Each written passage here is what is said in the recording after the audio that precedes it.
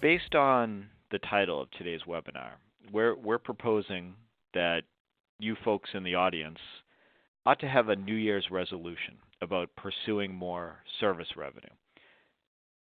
It's a drum that CI has been beating for an awful long time.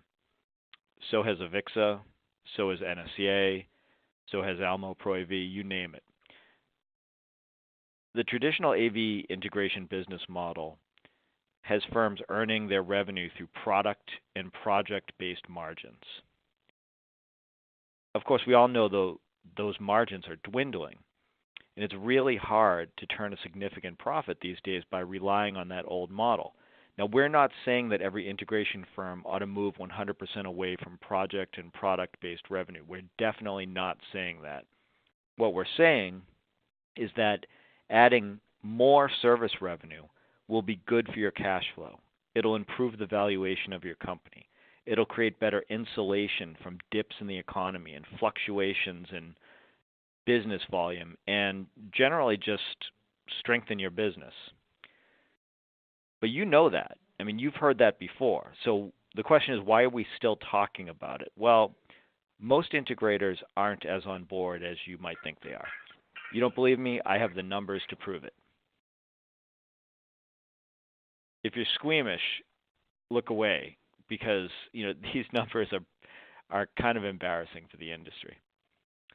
So more than a quarter of respondents to Commercial Integrator's 2019 State of the Industry survey, and these are early returns. The full report will come out in the January issue of Commercial Integrator, but more than a quarter of respondents say that they earn zero, zip, nothing via service revenue.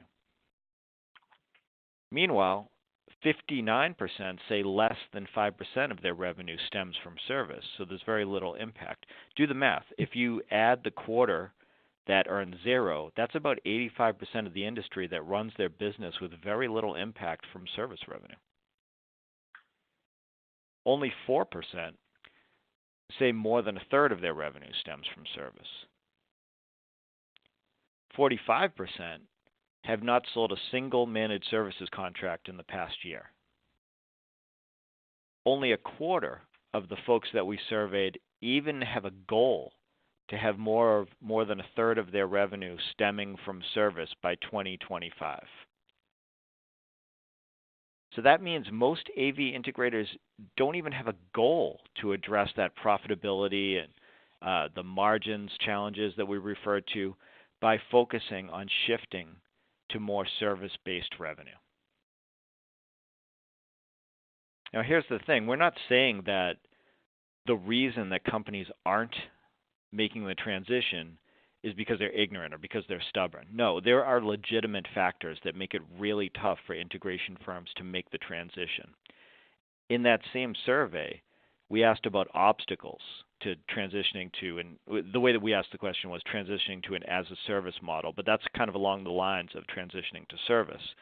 So what they said was, one of the biggest reasons was support of services. In other words, how the heck am I going to be able to provide this ongoing service? How am I going to be able to support it? That was by far the biggest reason cited. Another big one, overall services. I take that to mean not knowing what to package, what to provide to customers as a service, how to present it, how to create it, basically not knowing what to sell. And then the third one is sales training. So one of the great things about what the guys from Almo are about to present to you folks will be that I think it will help to mitigate these obstacles. They have solutions for how the heck you'll be able to support the services. They have suggestions for overall offerings. And of course, they'll train you as needed to sell it.